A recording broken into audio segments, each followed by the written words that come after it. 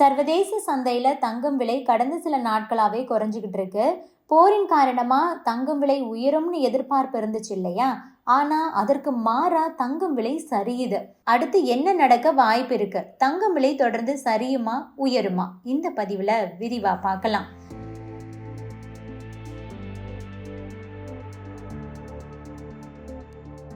முதலீட்டாளர்கள் தங்கத்தை விடுத்து டாலரை நோக்கி பயணம் பண்ணிக்கிட்டு இருக்காங்க. தாக்குதல் நடத்தப்படலாம் அப்படிங்கிற ஒரு எதிர்பார்ப்பிலேயே கடந்த வாரம் தங்கம் விலை உயர்ந்த சூழலில் அந்த லாபத்தையும் புக் பண்ணிட்டு இருக்காங்க. இதுதான் தங்கம் விலை சரிய பிரதான காரணமா இருக்கு.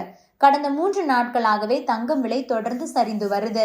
டாலர் தான் எப்பவுமே கரன்சி கிங்கா கருதப்படும் அப்படிங்கறத தான் இது சுட்டி காட்டுது. அதாவது ஈரானோட பதிலடி தாக்குதல்களை எதிர்கொள்ளக்கூடிய மத்திய கிழக்கு சென்ட்ரல் வங்கிகள் டாலர் பணப்புழக்கத்தை நாடி இருக்கலாம். சர்வதேச கச்சா எண்ணெய் வர்த்தகம் டாலர்ல தான் நடக்குது. இந்த தாக்குதல்களால கச்சா எண்ணெய் விலை தாறுமாறா உயர்ந்துள்ள நிலையில டாலருக்கான தேவை அதிகரிச்சிருக்கு. பொதுவாகவே டாலர் மதிப்பு உயரும் போது தங்கம் விலை சரியும் தானே. இப்போதும் அதுதான் நடந்திருக்கு. அதே நேரம் இதே நிலை தொடரும் அப்படின்னு சொல்ல முடியாது. இன்னைக்கே கூட தங்கம் விலை உயரலாம். சர்வதேச சந்தைகளால இன்னைக்கு பாத்தீங்கன்னா தங்கம் விலை குறைஞ்சிருக்கு.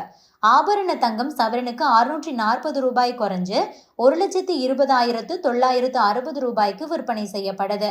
ஆபரண தங்கம் 1 கிராம் 80 ரூபாய் குறைந்து 15,120 ரூபாய்க்கு விற்பனையாகுது. வெள்ளி விலை மாற்றமில்லாம 295 ரூபாய்க்கு விற்பனையாகுது. இப்போது இருக்கக்கூடிய சூழல் பற்றி பொருளாதார வல்லுநர் ஆனந்த் சீனிவாசன் விளக்கியிருக்காரு. அது பற்றியும் பார்க்கலாம்.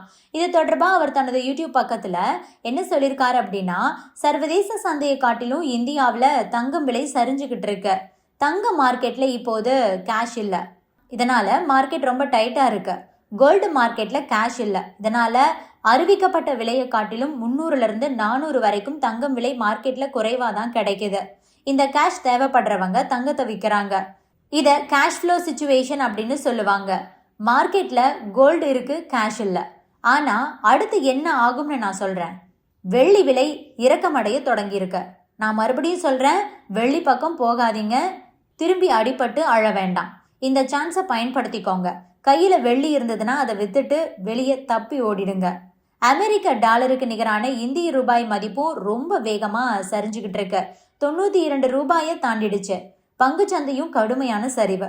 மார்க்கெட்டை அதிகரிக்கிறதுக்கு முயற்சி பண்றாங்க. அதே மாதிரி மியூச்சுவல் ஃபண்ட் கூட ரொம்ப மோசமா இருக்கு. மியூச்சுவல் ஃபண்டை கையில வச்சிருக்கிறது சரியான முடிவா இருக்காது அப்படிங்கிறது தான்.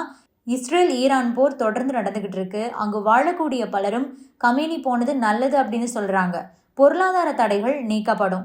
25 ஆண்டுகளுக்கு பிறகு எங்களுடைய வாழ்க்கை நார்மல் ஆகும் அப்படின்லாம் அங்க சொல்லிட்டு இருக்காங்க. ஆனா ஷியா முஸ்லிம்கள் உலகெங்கும் போராட்டம் நடத்துறாங்க.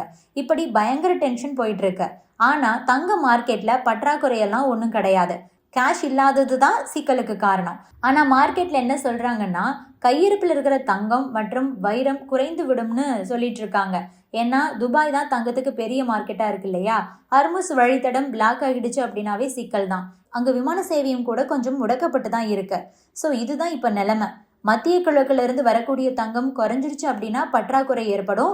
இதனால சீக்கிரமே தங்கம் விலை எகிற ஆரம்பிச்சிடும். அதே மாதிரி ஹர்முஸ் வழித்தடம் முடக்கப்படும் போது கச்சா எண்ணெய் விலை உயரும். இதனால நமது பட்ஜெட் பற்றாக்குறையும் அதிகரிச்சிருக்கு அப்படின்னு சொல்லியிருக்காரு Anand Srinivasan. Subscribe to One India and never miss an update.